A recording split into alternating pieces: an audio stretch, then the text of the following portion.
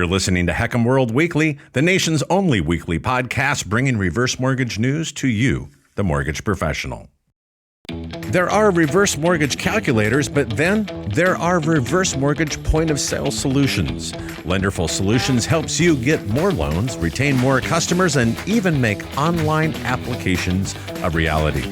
To learn more, visit lenderfulsolutions.com. Hello, everyone, and welcome back to HECM World Weekly. I'm Gabrielle Hayen. This week, we've received a fresh wave of housing and economic data that gives us a clearer picture of two very important things: where the housing market is heading and where older Americans increasingly fit within the broader U.S. economy. And the two stories are becoming more connected every week. New housing reports are showing a market that is no longer driven by panic buying, easy money, or runaway appreciation. Buyers are still active, but affordability is now driving almost every decision. Sellers are becoming more realistic, mortgage activity remains sluggish, and mobility across the housing market continues slowing.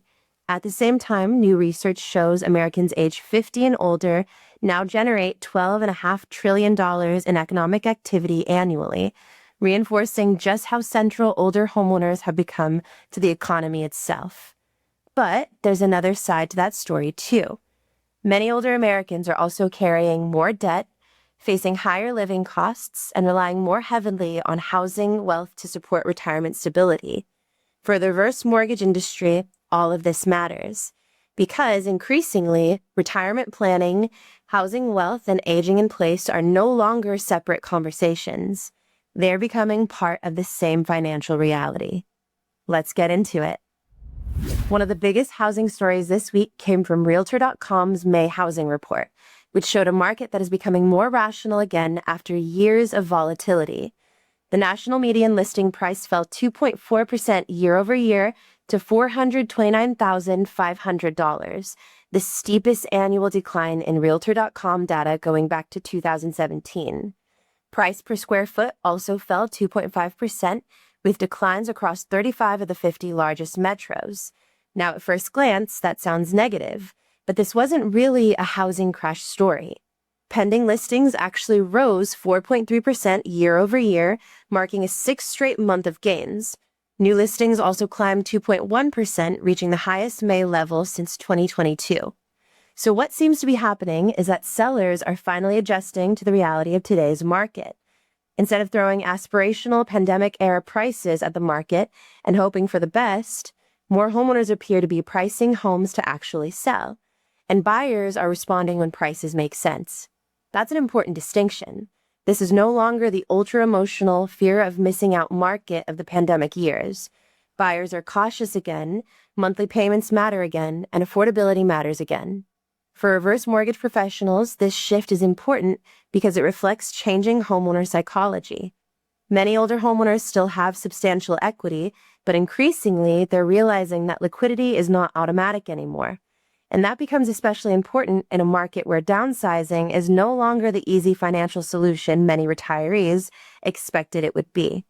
Between higher mortgage rates, insurance costs, taxes, transaction costs, and elevated home prices, moving has become significantly more expensive and financially complicated. That dynamic may continue quietly strengthening the appeal of aging in place and strategically utilizing existing home equity instead of re-entering today's expensive housing market. Another major story this week came from Adam's first quarter mortgage origination report. The data reinforced what much of the market is already feeling. Traditional mortgage activity remains constrained. A total of 1.57 million residential mortgages were originated in the first quarter, down 13% from the previous quarter. Purchase lending was the biggest weak spot. Purchase loans fell 19% quarter over quarter to just over 581,000 loans, the lowest quarterly total since the first quarter of 2014. And the weakness was widespread. Purchase activity declined in 99% of the metro areas analyzed on a quarterly basis. Only Yuma, Arizona and Tucson, Arizona managed quarterly gains. At the same time, Adam also highlighted several metro areas that saw strong year-over-year increases in purchase mortgage originations, including Fort Wayne and Indianapolis in Indiana, Atlantic City, New Jersey, Santa Cruz, California, Buffalo, New York, and Madison, Wisconsin. So there are still pockets of activity and resilience. But the broader picture remains one of affordability pressure, elevated financing costs, and slower mobility across the housing market. For reverse mortgage professionals, this matters because when fewer people are buying, selling, or refinancing, more homeowners may simply stay where they are, especially older homeowners with significant equity and little appetite for taking on new debt or higher monthly payments. Again, that reinforces the aging in place trend that continues becoming one of the biggest macro tailwinds for home equity-based retirement planning. AARP released a major new analysis this week showing Americans aged 50 and older generated $12.5 trillion in economic activity in 2024. That's up more than $2 trillion since 2018. That number alone is enormous. But the bigger story may be what it says about the changing structure of the U.S. economy itself.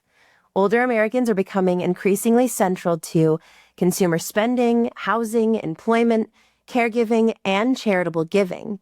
Housing remains especially important, with aging in place continuing to shape spending behavior and retirement planning decisions.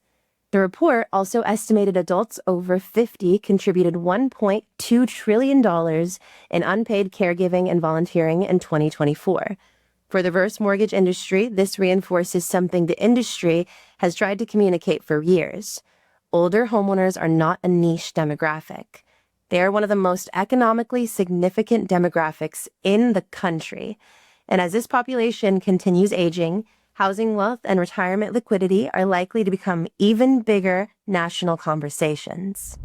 At the same time, another trend is becoming harder to ignore. Many older Americans are carrying more debt later in life.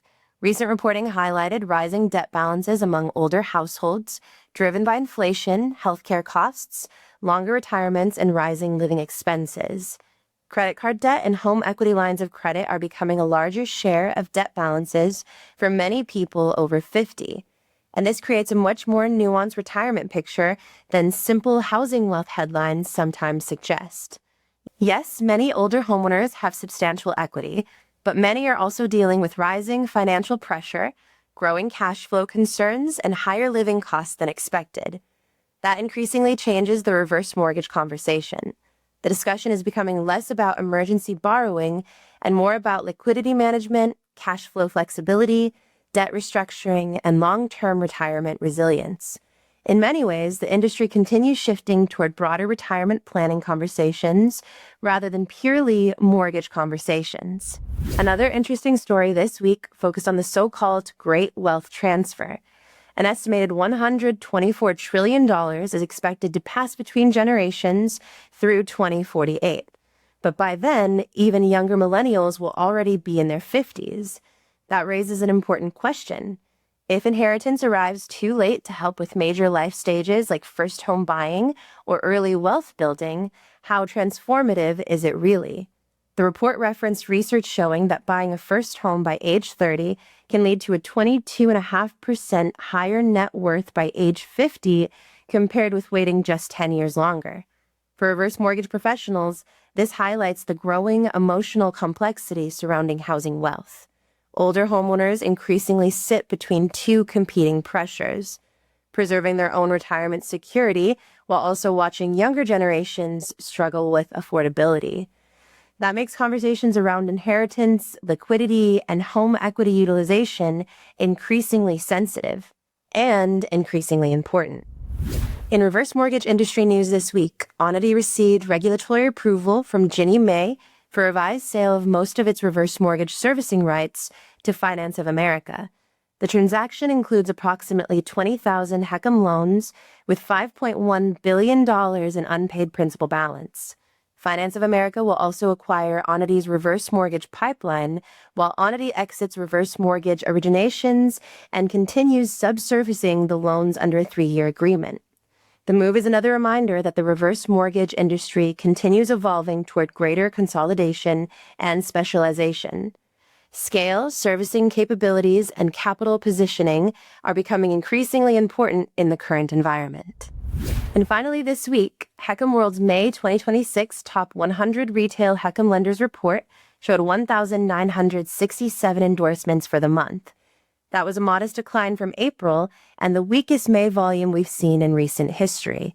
The top 5 retail lenders remain unchanged: Mutual of Omaha Mortgage, Finance of America Reverse, Longbridge Financial, Good Life Home Loans, and South River Mortgage.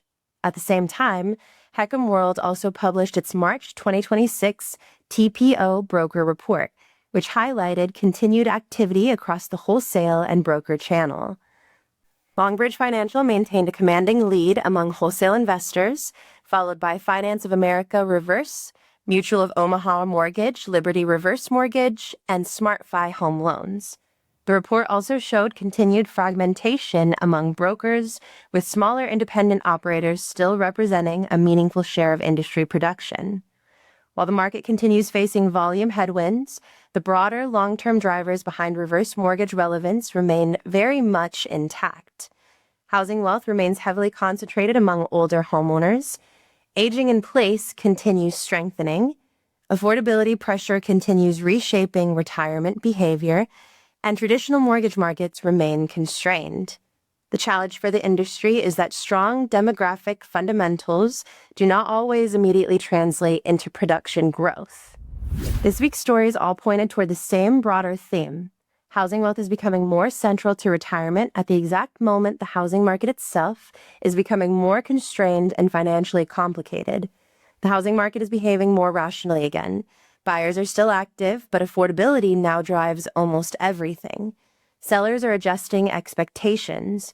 Mortgage activity remains sluggish, and many homeowners remain reluctant to move. At the same time, older Americans are becoming even more economically important while also facing growing financial complexity around debt, retirement costs, and long-term planning. For the reverse mortgage industry, that creates both opportunity and responsibility. The opportunity is obvious. Trillions of dollars in housing wealth remain concentrated among older homeowners, but the responsibility is equally important. Helping retirees understand how to access that wealth strategically, sustainably, and in ways that support long-term financial resilience. Because increasingly, retirement planning is becoming housing planning. Thanks for joining us this week on HECM World Weekly. I'm Gabrielle Hayen, and we'll see you next time.